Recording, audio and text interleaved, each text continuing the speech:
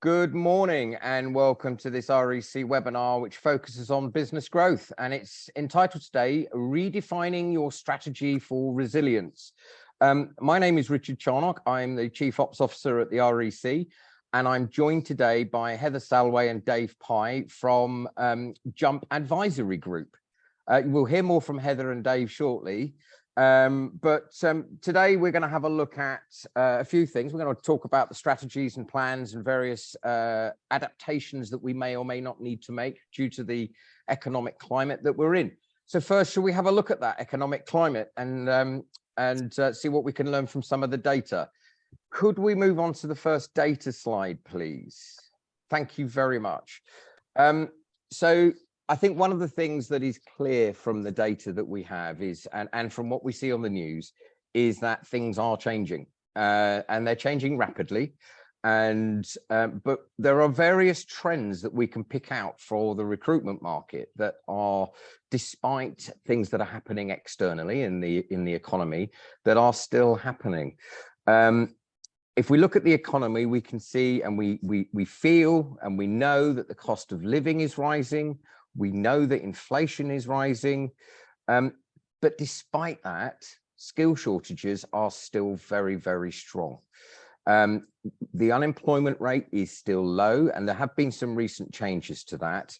But the economic inactivity, so that is people that are not showing as unemployed, they have chosen not to be economically active for whatever reason, be they early retirement or similar. That is still relatively high. So the skill shortages that we all face servicing our clients have various challenges. But let's have a little look at some of those shortages in a bit more detail. So if we can go to the next slide, you'll see here that the confidence in making hiring, which is in the graph on the right, is in the green, and that is still higher than confidence in the UK economy. And although it has dropped in confidence, you'll see on the left-hand side, the hiring intentions for both permanent and agency workers has fluctuated but remained positive.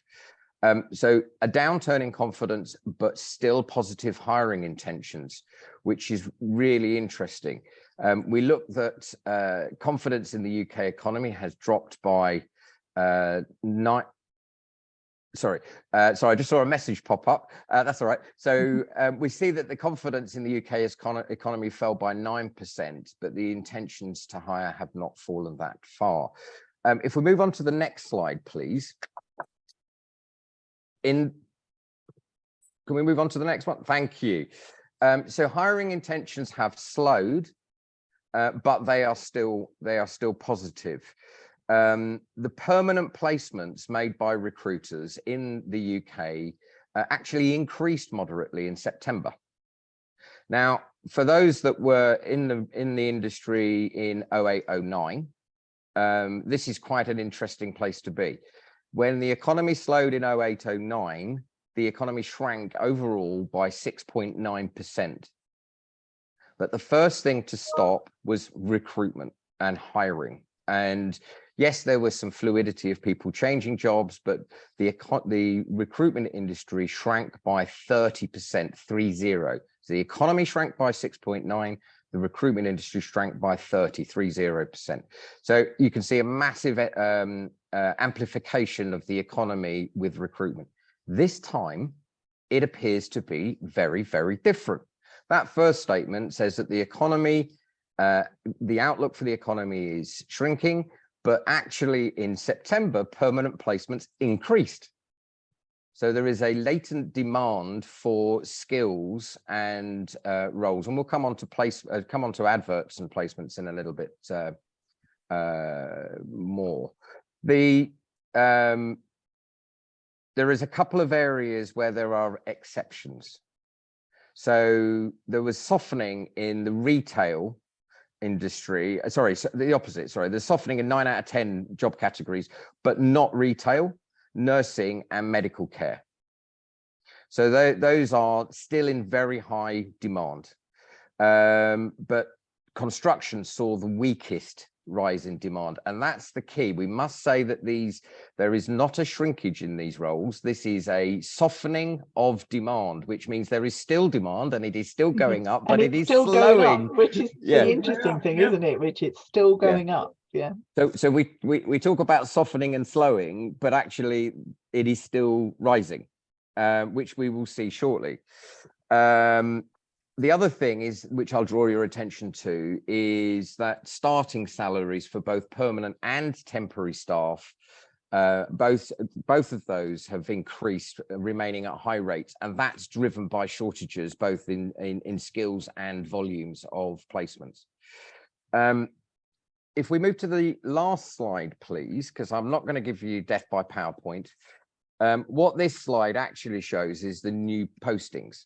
Now, just to explain that when we talk about slowing rather than shrinking, on the graph on the left, this is particularly one for Northern Ireland that we've picked out, but on this slide, it shows that on the horizontal x-axis, the 0 mark, anything above that line is still growing.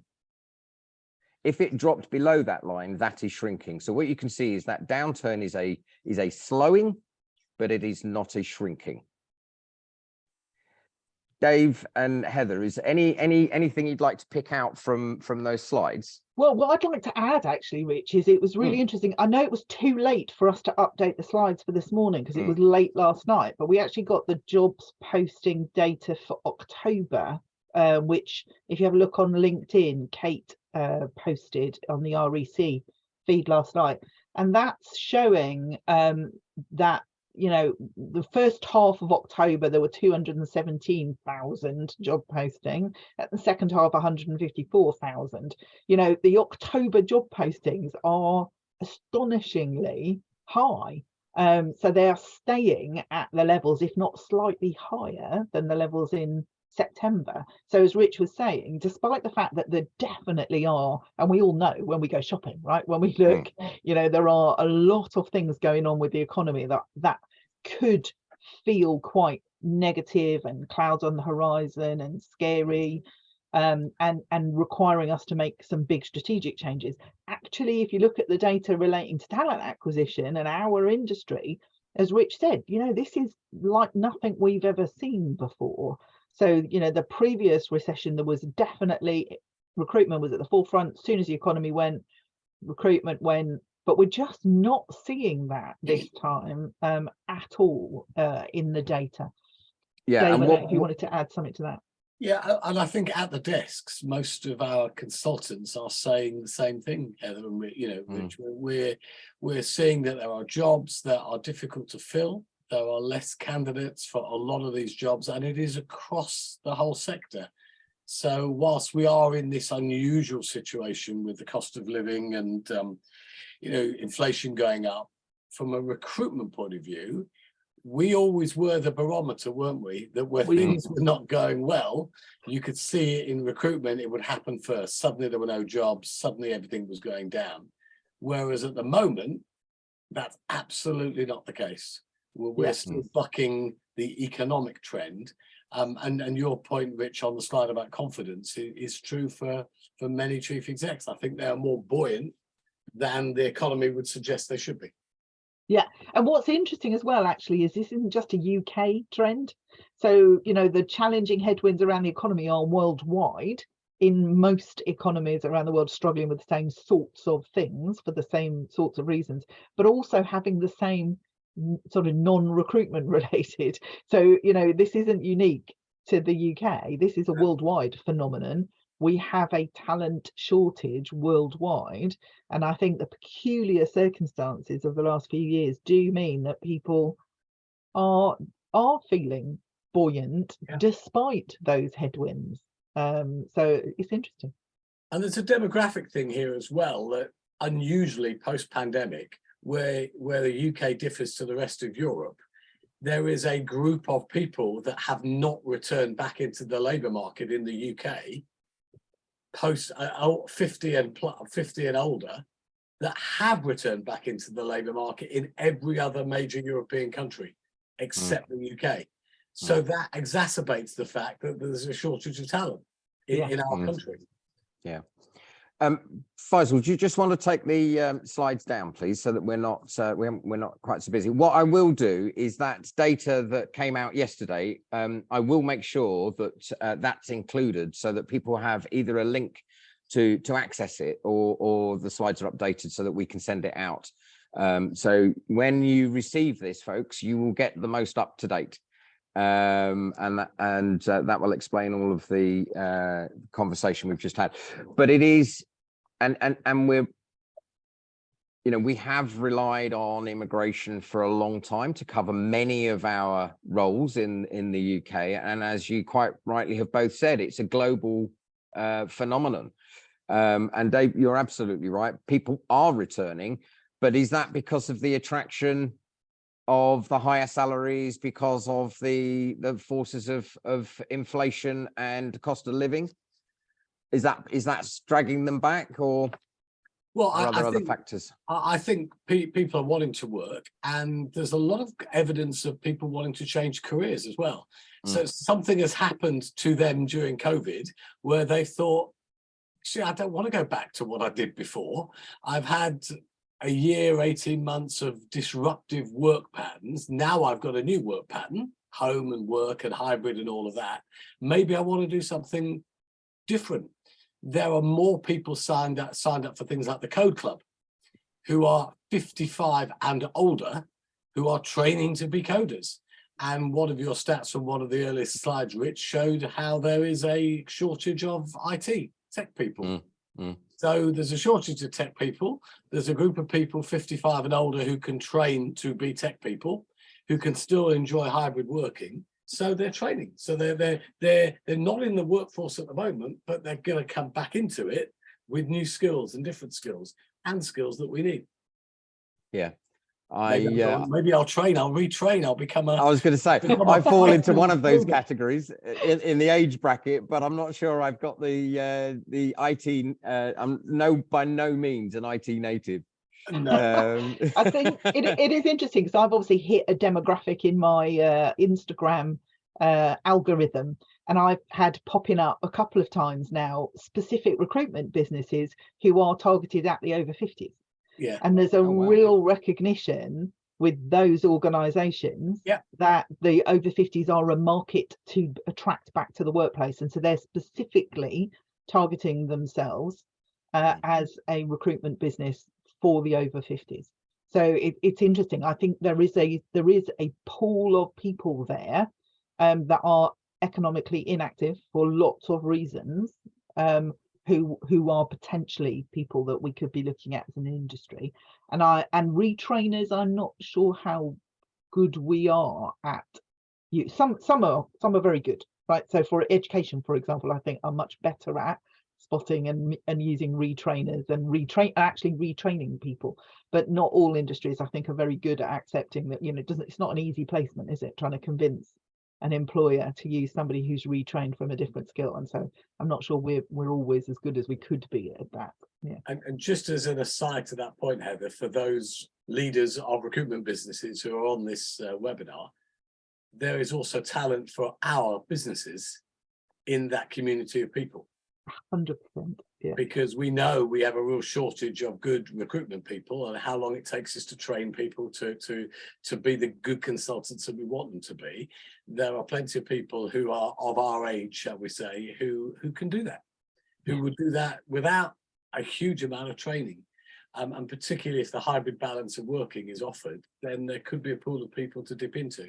Bit of an aside, I feel I'm going off what we're talking not off our business strategy. But it is part of growth, because we need people to grow, don't we? Yeah, absolutely. So I will segue us back in. Reel us in. I'll reel us into what we're.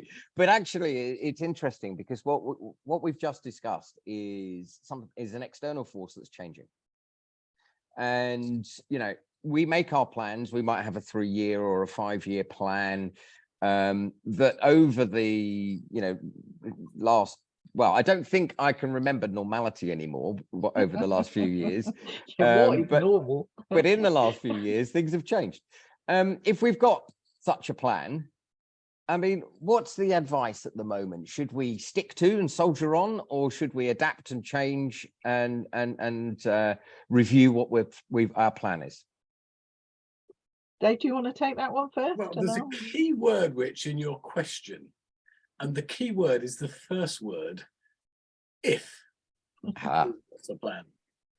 Because so many people have an idea, and they have a hope, and they have a desire and a belief about what they want their businesses to do, but that isn't in the form of a plan. So I would say it is very, very important to have a plan. And if you don't have one, get one. Because whilst everything is changing around, it's still important to have a plan. I love going for walks in the Lake District. It's miles away from where I live, so it's a lovely time to go. And the number of times that I have gone for a walk with my ordnance survey map and thought, it's so beautiful, I won't need it. I know where I'm going. I know where the pub is in Westwater. I know which trees I've got to go around. I know which style I've got to go over.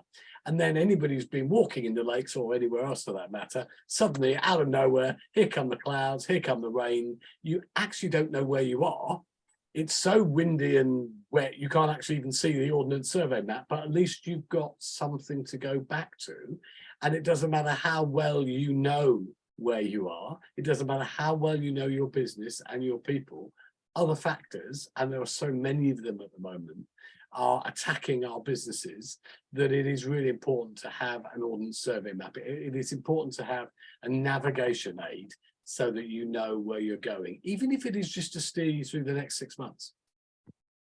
Yeah, and I think that's a beautiful illustration of this, because so many people get scared off by the idea of goals and strategies and plans, and but that real simple illustration of your goal for your organization is your destination in your journey, and that your plan is your map, your strategy, all it is your route map. And it's just a really lovely, I've heard you use that before, Dave, and I steal it in conversations with clients now because it's a great one. But it's really helpful to understand that of course you have to change your plan when external forces come along, but the key for me is working out which are the external forces that will cause you to need to change your plan, and which ones actually are just tweaks or bumps in the road, and that's the real art to this, is working out which are just the bumps in the road that aren't going to knock you off course, just keep you going, and what are the things that actually we need to make some strategic changes as a result of. It's an interesting analogy actually about the journey. It's something I use with people as well as with businesses. What's the destination? What's their vision? What can they see? And then when they have to make a decision on to take this road or that road in their life, does it get them closer or further away from that destination? Helps focus the mind. Yeah, absolutely. From a planning perspective, I know you both do, but some of the listeners may not know that I'm an ex-soldier, and we were in the British Army. We were taught something called mission analysis, and mission analysis is about understanding the intentions of your commander, or in the case of an owner manager, it's about understanding the direction of your strategy, so that when you come across a decision to make, you can make it knowing whether you're just doing it short term or whether you're doing it long term to support something else that's in the plan or bolster something else up. It's a little bit like, do I shrink, do I invest?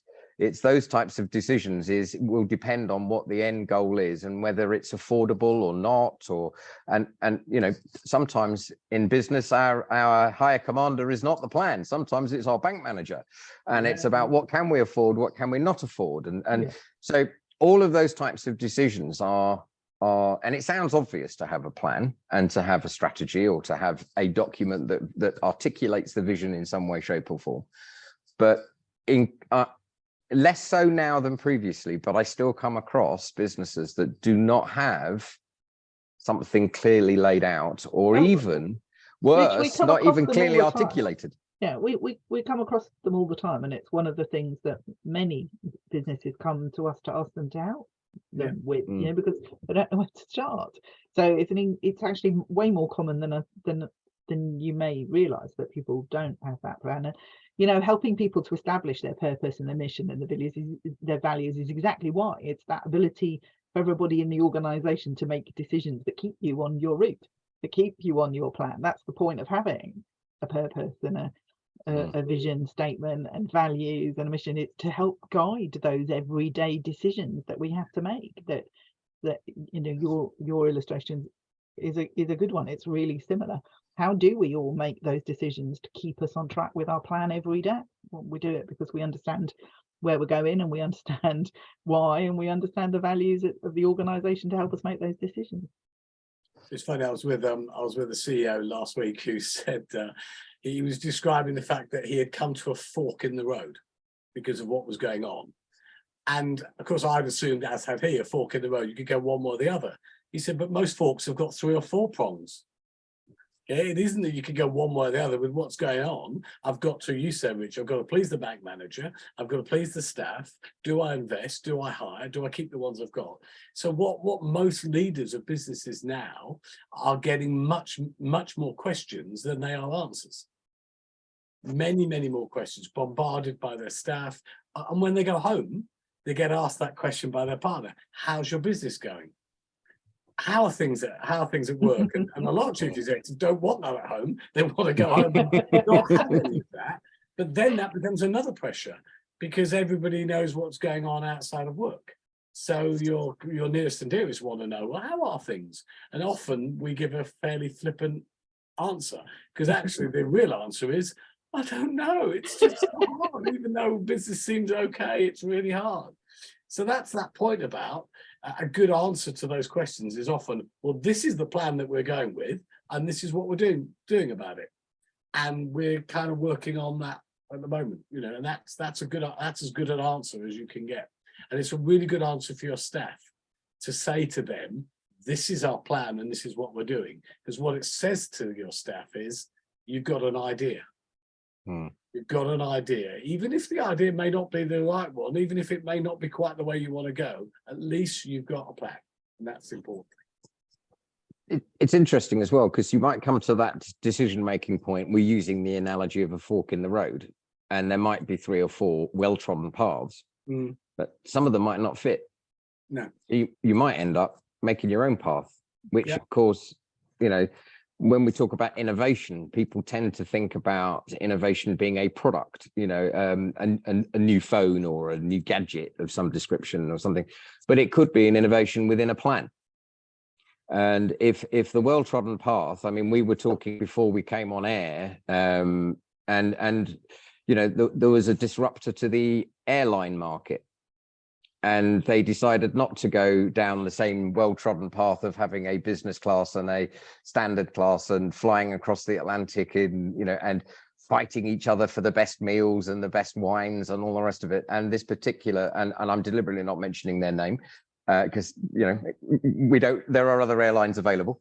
But this particular airline decided to disrupt the market and go into the very cheap end of the market. Or what was at the time very cheap end of the market. And I think, Dave, you were saying they are now the most they're the most efficient airline, the least delays, and they've just made £1 billion of profit. They are the most profitable airline in the world, and they probably, we all know who they are, but probably the most criticized. But you know what, they actually do a very good job at what they do, and what they do is very basic, and their plan forged its own path. Yeah, and it also helped that they hedged and bought all their fuel 18 months ago for 3.5 years ahead. Smart move. That's strategy, isn't it? That's strategy. That's having a plan. Now, they didn't know what was going to happen with Ukraine, just as we didn't know, but they had a plan to say, I tell you what, fuel's reasonably cheap, let's buy it for the next 3.5 years. That's, you've got to have a bit of, you know, you've got to be quite strong in your strategy to say to your shareholders, let's spend all this money now. Because it could go wrong. So we started off talking about, should we change a plan? And I think the answer to that is yes, if you've got the right decision-making process. But we've used the word strategy a lot. So because a plan and a strategy are different things. So you know, one of the questions we promised to answer today was, you know, external forces create change. What do you do with your strategy as well? Well, I have a saying, which I've used this saying, and apologies to those who've been on these before and have heard it, but a strategy is episodic, not annual. Yeah, people talk about an annual strategic plan, and we know that recruitment doesn't work that way.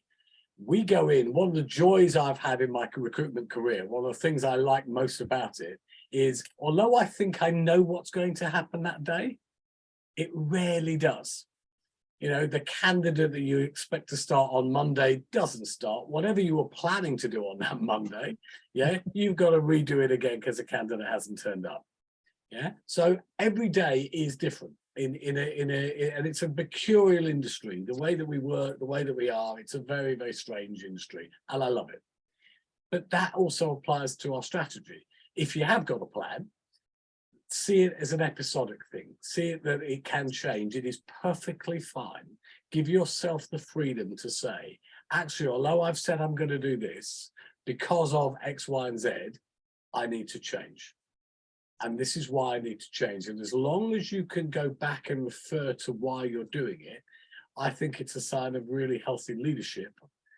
If you are prepared to change as the market, as the economics, as the people, as the customers, as those sort of things dictate, because that's the way recruitment works on a daily basis. I'm not saying you change your strategy every day, but I think you just got to be flexible enough to say, actually, I've got an episodic strategy, not an annual one.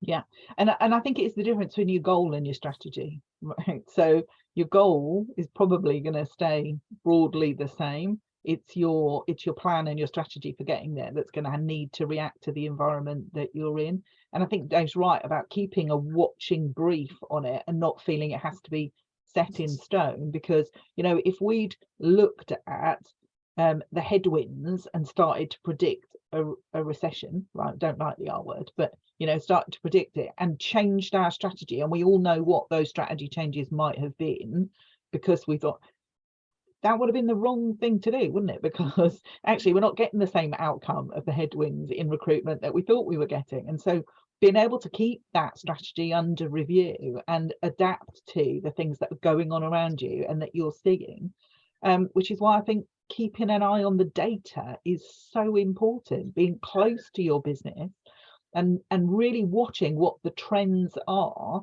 not what you think they might be or how you feel you're being influenced by the messaging that you're getting, but actually looking at the data and talking to the people in your business about the conversations they're having really helps you to keep your strategy on track based on real data, hard facts.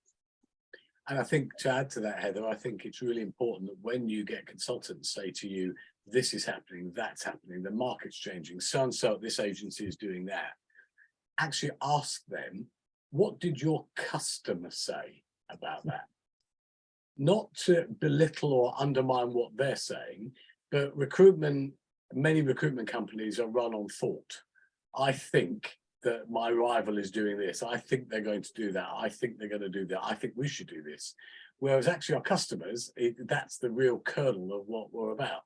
So if you can get your consultants to say, I tell you what, Ford Motor Company is doing this because of this.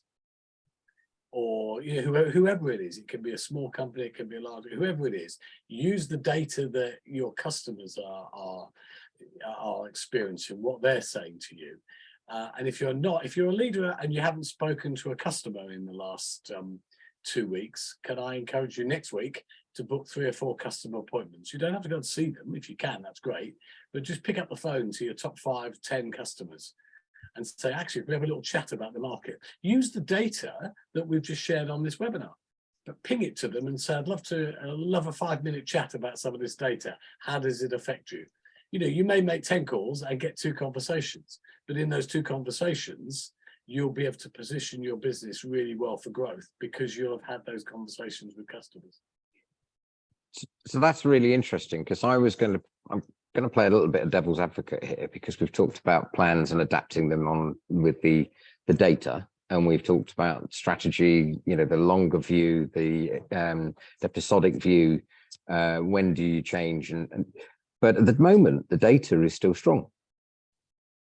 So the economy is saying something is going to, or something is happening, but but the data is saying it's not necessarily happening to us yet, which, as we said right at the beginning, normally, whatever happens to the economy is amplified with recruitment. Yeah, so it's not this time. It's not this time. No, and Rich, that's one of the real risks, I think. One of the potential bumps in the road for us all is that we get the mindset in our organizations that there's something coming and we need to hunker down, and we stop being focused on growth and opportunity, and then we change the mindset. Or that, you know, our consultants listening to the radio on their way in the morning come in deeply depressed about what's going on. And I think for us, part of our strategy needs to be keeping them focused on opportunity, because all of the data that the REC is publishing, good data, is saying there is still a very strong market for talent acquisition professionals and for consulting. And that with some tweaks to our strategy, you know, part of it has got to be, let's stay focused on that opportunity, because it's definitely still there, and not allow that kind of leaking pessimism to come into the way we're making decisions, the way our people are behaving on a day-to-day basis, because the opportunity is absolutely still there. Yeah. And that's the bit about using the data, isn't it? If you are surrounded by what we used to lovingly call mood hoovers, come in and hoover up your good mood, because as a chief executive, you want to be in a good mood about your business, even though there are issues, there are things that you've got to face every day. For the most part, we're a fairly buoyant group. I always used to joke that I'd never yet met a recruiter who'd had a bad day. And that's kind of that's just the way we are. We're bubbly, we're effervescent, even though things can be tough. But if you're surrounded by mood hoovers, if you're surrounded by people that tell you everything's going wrong, and there's no data that says that, and your customer data and your consultant data is saying actually it's not. Some of it in certain areas may be coming off a bit. There may be less contract vacancies, but more perm. There may be less perm, but a few more contract. Whatever your business model is, listen to the ones that provide the data. And if the data says actually things aren't going that well, then adapt with that data. But the data at the moment is suggesting that we're in for a fairly good, buoyant time, despite the economic headwinds that are facing us. And that's across most sectors. Which of course makes your conversation, you were talking about, Dave, with the conversation with the clients and understanding their intentions and their hiring intentions. When they start to say, well, maybe that's possibly the time to change the plan, because many recruiters will have geared themselves up in the last few months, or maybe in the last couple of years, to deal with a candidate-led market. And as things shift, they may need to change their plan to be more orientated to a client-led market again. And at some point that will happen. The question is when, and that will come from the data, but also backed up from the specific clients that are within the sectors that the members serve. I mean, that's the key part to it. Yeah, and for our members, I think there's a third angle that we don't often talk about, but I think we're in a people-led market, and the people I'm referring to are our people. Are we looking after our people? Are we culturally engaged with the people that are out there talking to our candidates and talking to our clients? Because those companies that are doing that are the ones that are doing really rather well. Whatever the headwinds are, they're looking after their people, they're doing the right thing, the people are staying, they're not having to recruit because people are leaving because they're not being treated well, and they're bucking the trend. And I think that's really important. Yeah, completely agree with that, Dave. I think it's something we sometimes miss. Rich, I think you're right. So at some point we're going to move from being candidate to being client, but I don't think we're there yet. No. I wasn't suggesting I wasn't suggesting we were market. but within certain sectors and certain locations, that will happen sooner than in other locations and in other sectors. And I think as leaders, people need to be prepared for that change and rather than get caught out by it. Yeah. Well, one of the good indicators about how our market is doing is the M&A activity. And I was at a financial seminar event 2 weeks ago where there were 3 banking stroke M&A corporate finance organizations, all 3 saying the next 6 months looks really good for their particular business. In other words, they are attracted to our sector. Our talent sector is attractive to them for the next 6 months. They weren't prepared to commit for the next 2 years, but in this environment, who would? Yeah, who would? And I wonder how much of that is to do with the fact that they can see our industry bucking the trends. That, you know, that, and the fact that that's an international trend, is that talent acquisition specialists around the world are bucking the economic headwind. And so maybe that's why it's a good market for M&A at the moment. I don't know. So what's buzzing through my head at the moment is I'm going to jump to the last question, not miss them out, come back to them, but the last one we promised we would answer, which is about, because that's what we're talking about now, is about some businesses are identifying prosperity, and many are still prospering in these times. But if things get more challenging, how do businesses, and here's the $64,000 question, how do the listeners, the leaders that are on this call now, make sure that their business is one of those businesses that can prosper in challenging times? $64 million question. Yeah. I'm not sure there is a $64,000 answer to the question. That doesn't make it sound fairly obvious, Rich. So Okay. I would say absolutely, you have to be close to your clients so you know what's going on and you're following their trends, because they're ahead of us. If they go down, we will go down, or we'll have to adapt our services so that they go down less and we can still provide the same amount or more. And our people. I mean, and that sounds so obvious, it almost sounds trite, because we all know that our people matter, but just holding on to the people that we have got and using them and adapting them is really important. So if things are becoming a little bit tougher and you're thinking, I want to get rid of some people, can you use them in another way? Can you offer your people to your clients? Can they go on site? You know, do you have to let them go?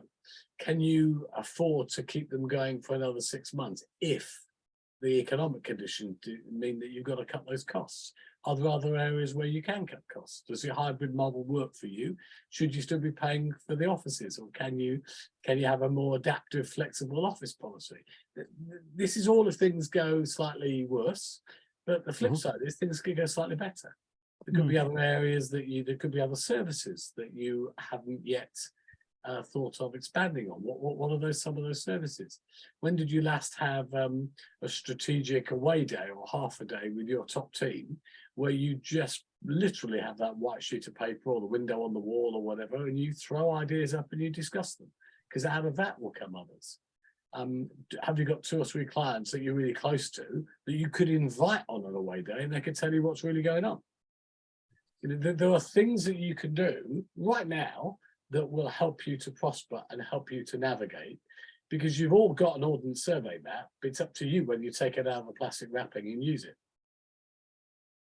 And what way are you going to use it? That's the question.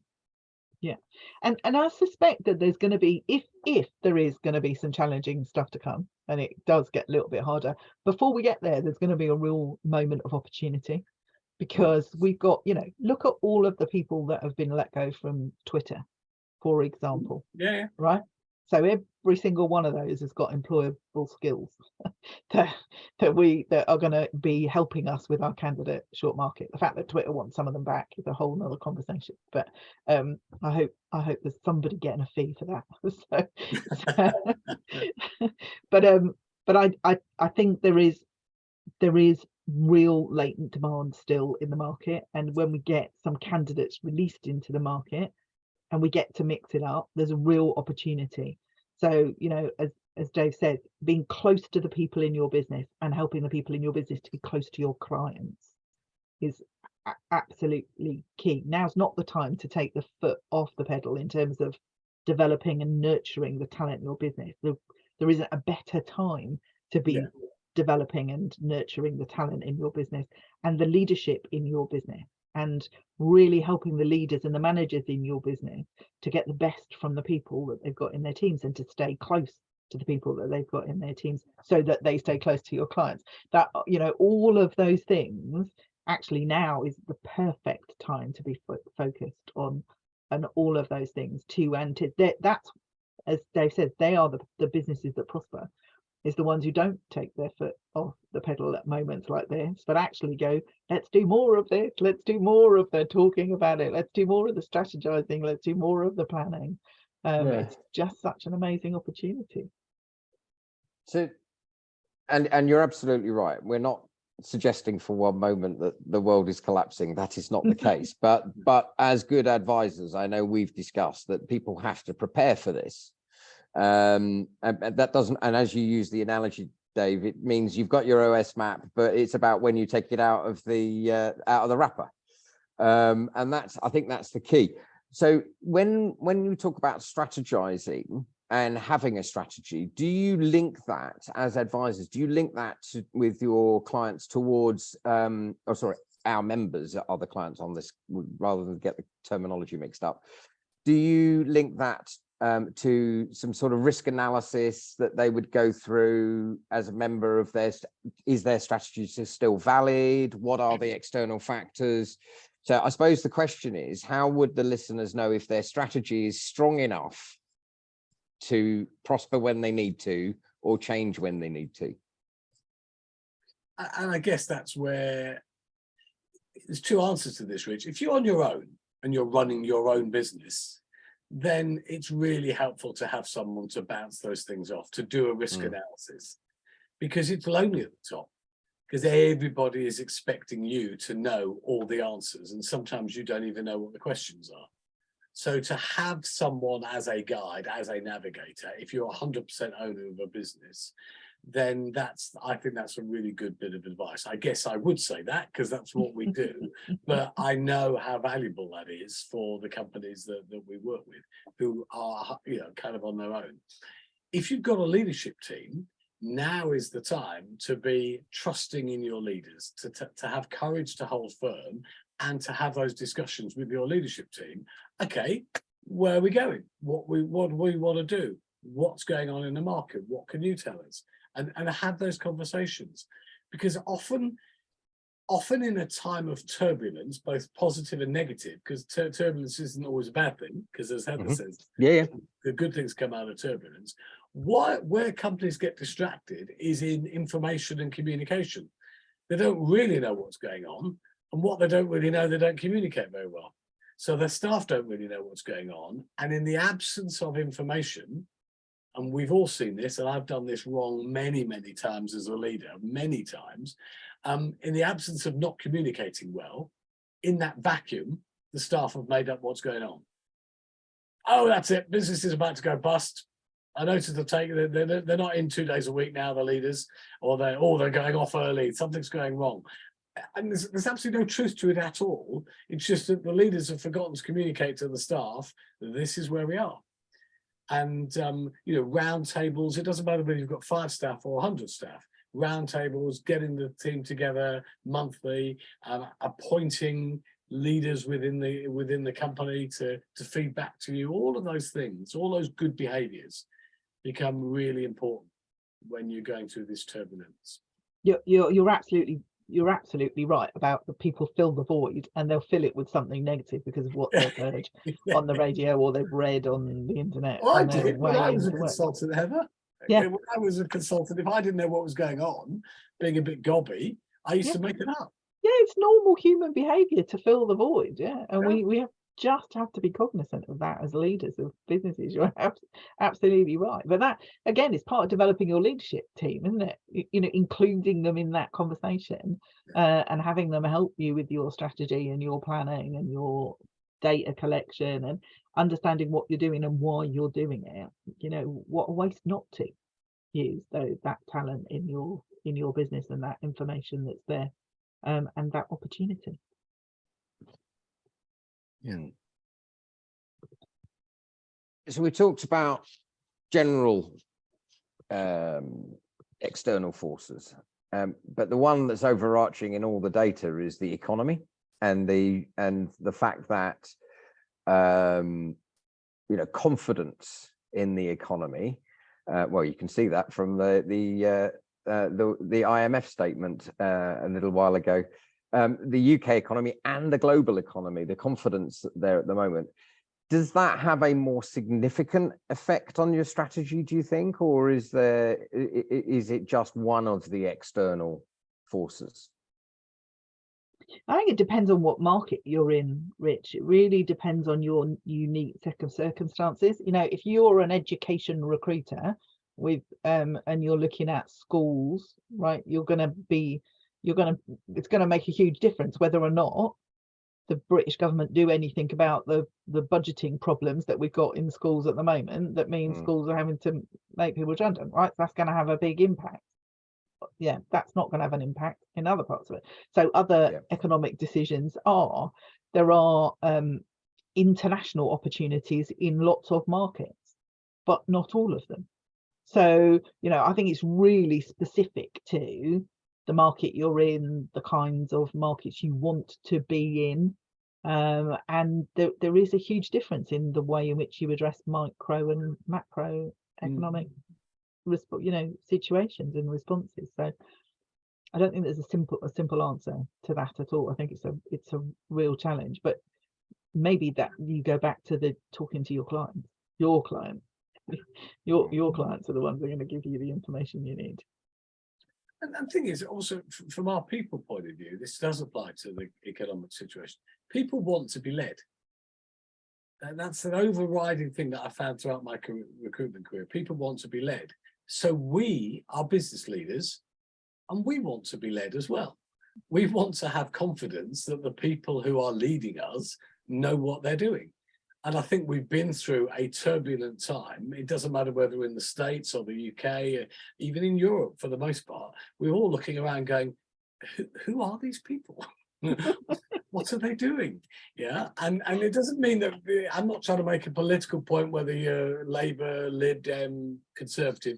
We just want to have someone who is leading us as well as we think we could do it.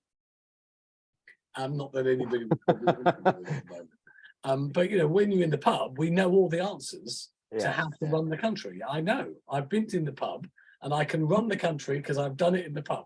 Yeah, it's a different world. But if we have confidence in the people that are leading us, then we feel a bit more buoyant. We feel like we may invest a bit more. And things, thankfully, after the last sort of 3 months or so, have calmed down a little bit. We remain to be seen how true that any confidence we have is there. But I think that's true it's true for me as a leader of a business. It's true for people who are in the businesses that we lead. They just want to have confidence to look at the people that lead them and go, yeah, they seem to know what they're doing.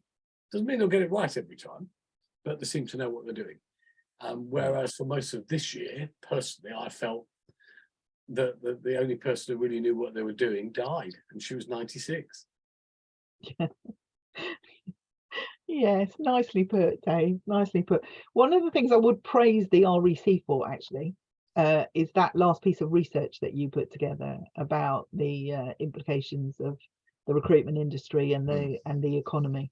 It was a really superb piece of research, and I think it really showed those people who lead us across all the different parties, future and past, what the government can do in this country to help and to support talent acquisition and recruitment, and immigration and all of those things, and how those things are going to really positively impact the British economy. So for those on the call, if you haven't seen that report, it's really well worth going and looking at, because it does make a difference, and the REC, I think, are doing a really good job of getting that message in front of current ministers, and it's hard work at the moment because they seem to turn over quite quickly at the moment, but getting that data in front of the current crop, and we're those broadcasting the message to all. yeah, because you never know who's going to be in the post. That's the thing. Yeah. And in fact, Donna's asked where we'd find details of the research that you're referring to. Donna, it's available on the REC excuse me, website. And Rich, sorry, can we get it sent out to people? Well, we're going to follow up with an email afterwards with the slides and things to all the delegates. So we'll make sure there's a link to that piece of research there, and then people can log on and download it and have a look at it. Okay, John, I hope that's helpful to you. It really, excuse me, I really would encourage you to read it and also to use it to discuss with your clients. Yeah. Right. So one of the things they've said quite a lot is it's about being close to your clients. It's a fantastic piece of research to go, because it will be of interest to your clients, and it's talking to them about their problems and position. It gives your consultants tools to position themselves in an advisory capacity to change the conversation with your clients. So it's a great piece of research for you to read and then use with your consultants and the leaders in your business to get those conversations with your clients and get close to them. Yeah, absolutely. Make a note of that. I've just written it down just to make sure that we do send it. that was the pause. I was scribbling and so I mean we've looked at various parts of the economy as it sits at the moment. So we've looked at when we should change strategy, or if, I mean, are there any other trends and triggers that you're seeing about, that would set, I mean, I'm talking generic rather than sector or geographically linked. Do you know the biggest one I think we miss, Rich? Sorry to cut in across before you finish with your question, but we are still in a candidate short market. We don't see the candidate short market changing for a while at least. We have got chunks of people out who are economically inactive, and as recruiters, I'm not going to use inclusion and diversity because they seem to be words that turn people off in the recruitment industry, but it really is about that, right? So are you working to look at all of the ways in which you're engaging with candidates to make sure that you're maximizing on your potential opportunities? There are, clients are more and more willing to have conversations about taking different candidates than they've taken in the past, and making sure that nothing that you're doing as a recruitment business is excluding groups of people, that you are working really hard to widen the pools that you're fishing in, but also that you're having conversations with clients about barriers they might have to fishing in those wider pools and to taking candidates with different backgrounds. In lots of cases, we're pushing an open door here, and we just need to empower our consultants to be able to have that conversation, to challenge hiring decisions and hiring practices, so that we're getting good inclusive practice happening across the piece. And we discussed that in our last webinar, didn't we? We talked about, sourcing candidates and the such like. And I think that's one of the alarm bells for me when I look at members' plans, is if it's just to do more of what we do now, then that's probably an alarm bell to say maybe the plan needs to be revisited. And when you talk about candidates, you're absolutely right, Heather. We need to be attracting candidates in their environment, not ours. So that, we need to be where they are. So if they're on a different social media than we use, then we need to be on that social media. If they're in a different group of, and I don't know if LinkedIn still do groups. I think they've stopped them or slowed them down or whatever. I think they still do. There used to be a real attraction market through some of those groups. You used to go into that particular LinkedIn group and look for that. But it's not just about ED&I, it's also about the retraining that we touched on earlier on. It's both, so it's all of those, aspects. We need to be where the candidates can see us, not expect them to come to us. And we also need to be there with, as you quite rightly say, with our clients with an open mind, that what is essential and what can be trained, and then can we get the essentials from this and then that's a retrain? fascinating conversation, because it's about educating candidates as well as clients. Mhm. Right, my son was looking for a job recently, fresh out of university, and it was quite difficult for him to find opportunities, and until I had a conversation with it, which was, don't apply for things that you've got 100%. If you meet 60% of the criteria, or even 50% right now, stick an application in. It will cost you an email to stick an application in. Somebody might have a conversation with you about the training they might be willing to offer you that's not advertised. And the number of conversations that he then had and subsequently got got job offers, because he was behaving differently as a candidate. And it's our responsibility to educate our candidates too about what they can and can't apply for, and what's okay, and what clients are willing to compromise on. Yeah, and I'm a big believer in a market where we're short of talent, the 60%ers rule. If you have got 60% of the skills that your clients need, apply, or help work with your recruiting agent to convince them that they should put you forward, because sometimes 60 to 70% now will do it, because it's better than 0% and the job not going filled, or better than waiting months and months and months for the ideal candidate to come along when they just don't exist. And that's where the recruitment intelligence comes along, where we can have conversations with our clients. I used to do some work in Chelmsford Grammar School, with a girls' school and a boys' school. And the girls' schools always used to get much better results, and much more people into the red brick universities. They used to get much more better results than the boys' school, but the boys' school always got more people into the red brick universities. And when we did an analysis as to why, it was because the boys had no worry about saying, I can do that, I can do that, I can do that. Whereas the girls, until they were 100% sure or 95% sure that they could do it, they wouldn't interview as well. And because therefore it took a little bit of work with the girls to say, actually, you're brilliant.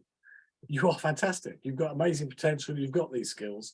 And I think that's how we have to approach our candidates market. We have to let our candidates know that whilst they may feel that they are 80% or 60%, or whatever the number is, deficient, actually they're not. They're 80% superb. It's just the other 20%, and they're worth having a go at. And they're worth talking to our clients and saying, you should look at this community of people. Yeah, for me, that's absolutely something so many of our organizations are missing, and it's such a great opportunity. And it's having the confidence to have those conversations with your clients and have those conversations with their candidates. And as leaders, it's thinking about, are we skilling the people in our business to understand that's an opportunity, and are we giving them the skills to be able to have those conversations in a really positive way? So it's a massive opportunity. It's interesting because there's lots of data out there that says it's not just at school age, Dave, that is the same, that gender difference between applications. There's lots and lots of data. It carries on throughout life.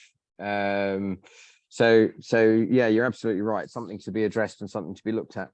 But that's our job as recruitment consultants. Again, I've said many times, more important now is the word consultant in the title of recruitment consultant than recruiter. Yeah, we are recruitment consultants. Whatever we say we do, we work in recruitment, we're consultants. Yeah, and the consultancy bit is really important. The recruitment bit is important as well, but actually having an engaging conversation about demographics, about trends, about data, about stats, about the market, about economy, having that consultancy conversation will get you further along the way to growth.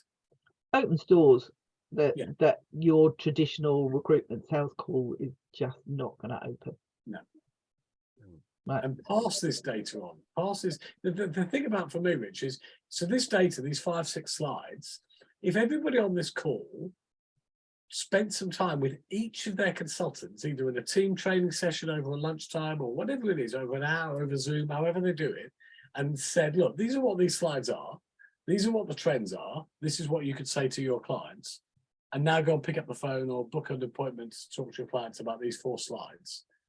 I think they would find they would have a much more engaged workforce and have a much better chance of success.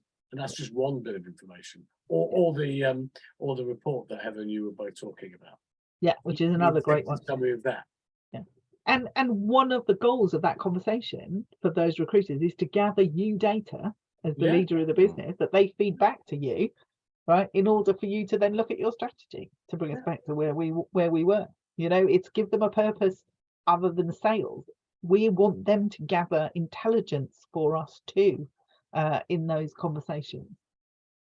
I think what's interesting as well, and it's all not what I should point out is on the slides that we'll send out, each one of the slides comes from a different report. So that we gather data from various sources, and they're all credited. So when the listeners look at the slides in the bottom right hand corner, the credit is where that report, which report it's come from. And that's important because in each of the reports, there will be various different breakdowns of the data. And it's more than the data that we select for a slide is relevant for the conversation. So there is much more data and much more information that's in those reports. And some of them come out more regularly than others.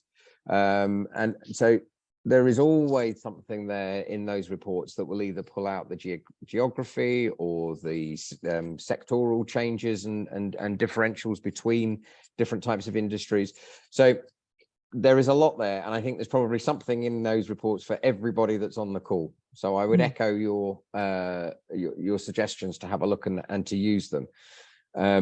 And I mean, everybody on this call is an REC member, right? So honestly, the REC website, if you haven't looked at it recently, in the last few years, it's been massively worked on and improved and updated.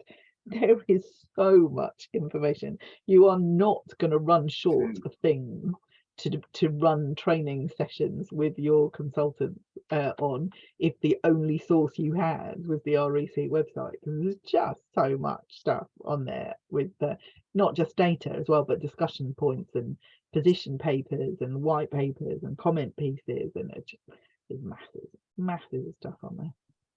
And of course, if people, sorry, it sounds a bit like an REC sales job here, but if anybody is listening and doesn't find what they want, then contact us and we'll help you find it. That's really the answer. We're here for you. And on that note of we're here for you, if there are specific questions, please use the Q&A.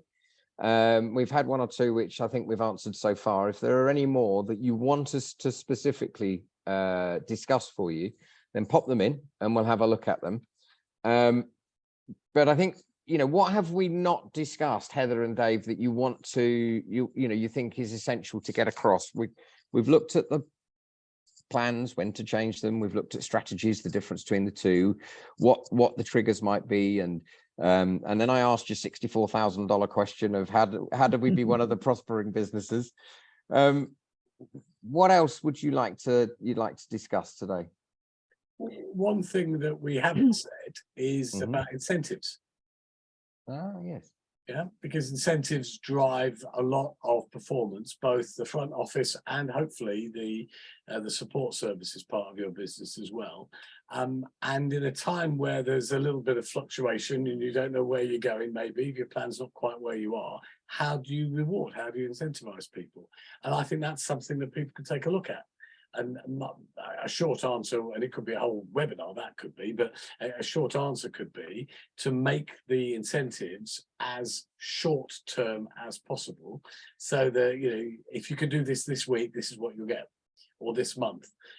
Long-term incentives are fantastic. Having a company incentive I used to have when I was at Computer People, if you were lucky enough to qualify, you went on some big holiday, but it's miles away. And actually what the markets dictate at the moment is we want answers for Friday or for the end of the month or for the end of the year or for for Easter. So put some incentives in place and incentives for all of your people. And please don't just assume that it's the front office facing staff that need incentives. One of the biggest incentives is collecting cash. Yeah. Get your debtor days down from 41 to 32, for example. That will have a huge effect on your business. Your finance director will be going, yes, I've been telling you that for years. Why don't you listen to me? Yeah, well then incentivize the people who are collecting the cash. Give them something. You know, And whole since we've been cycle from requirement to cash matters. So I'd take a look at incentives. So, and while we've been plugging the REC, Rich, you'll forgive me if I plug Jump. We're at Jumper. Actually, we've got a webinar on incentives next Wednesday. So, so if incentives is something that's interesting, come and join the Jump webinar on Wednesday, because I think we're going to spend the whole session talking about incentives. So come and log on and join that. So I might do that myself and ask you the question: input or output? What do you incentivize? Yeah, come and join us. The other thing, and I think Dave, I'm stealing this from the last webinar you and I did, but I think it was a really important point that you made on the last webinar you and I were on, and that's for leaders of recruitment businesses. This has been an astonishingly turbulent couple of years, and it doesn't look like it's settling down and becoming particularly stable anytime soon. So don't forget about looking out for yourself.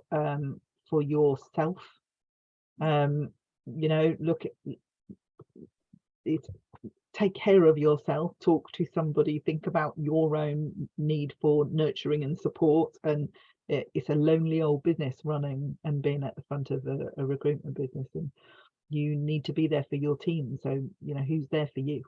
So have a think about your own support network, your own mental health. You've had somebody ask about yes. your incentive webinar next week. How do they access it? So if you find either Dave or I on LinkedIn, then we post every week about our webinars, so you can join. There'll be a link to join to get access to our webinars. They're free. So just find either Dave or I on LinkedIn or on the Jump website. Excellent. Right. I think we're at the point of summing up, unless there's anything you'd like to cover, Dave and Heather.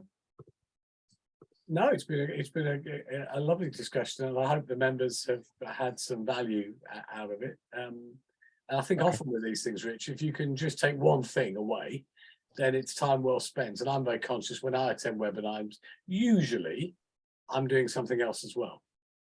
Yeah, so sometimes it's about capturing just a little nugget of something. So hopefully the people who've been on the call, thank you for joining us. Hopefully you picked up something that's been of value. Yeah, and my kind of closing remark was to stay optimistic. Right, so don't let what you're seeing on social media drag you into feeling that it's all doom and gloom. Really, the data, the hardcore data, isn't showing doom and gloom for our industry at all. And that even as things soften, as the great description used at the beginning, Rich, there's still opportunity. But remember, you're going to have to keep your team focused on that opportunity, because they will be hearing the doom and gloom. And so keeping them focused on opportunity and data is really important. I think you were looking over my shoulder at my notes, Heather. Is that what you? So it's a long way from Birmingham to London for me to look over your shoulder. So, I mean, the takeaways for me, I think it's really clear that the even though the narrative about the economy is poor, the recruitment industry as a whole is still performing well. Jobs are still being advertised, and there is still, both in the permanent and the temporary markets, there is still a positive, buoyant marketplace that is predominantly still driven by candidates. So I think for me, when I think about planning and strategy, is that piece that you were just saying, Heather, about not sinking into the doom and gloom, but rising above it and looking at the micro piece around our business, not the macro piece around the whole country. And I think, because if we don't, we will not maximize opportunities as they arise. And I think that's really crucial. The other piece I took away is involving, for those that have the luxury of having teams with them and having other fellow leaders alongside them, trust in the leaders of the business, support the staff and bring them along in the right way that fits your plan and your strategy, so that they are prepared to maximize on the opportunity as well as yourself, keeping them upbeat, at the same time having a weather eye on when things might change, and having some fallback position, as I call it, if need be. So adapt the plan and the strategy when appropriate, but specifically for your business. But stay upbeat. Is that all right? Yeah, that'll do. Good. Good. Right. Well, Good. on that note, and I've just checked, we've had no further Q&As after answering that last one. So I think we're done for today. And thank you all for listening. As I say, the slides will be sent out to you with the link for the research. Heather and Dave, do you want to send the link for your webinar next week, and we can add that to the email? Or yeah, I've actually had quite a few people connect with me on LinkedIn on the back of it. So well, we can leave it as we leave it at that. But if anybody has a problem connecting with Heather or Dave, contact us at the REC. We can put you in contact as well, and we'll make sure that happens without any further ado. So thank you, Heather. Thank you, Dave. It's enlightening as usual, and I hope, as you did, that the listeners have got something out of it. Cool. Lovely. Nice to see you. Thank you. Thank you very much. Bye. Bye-bye. Bye-bye.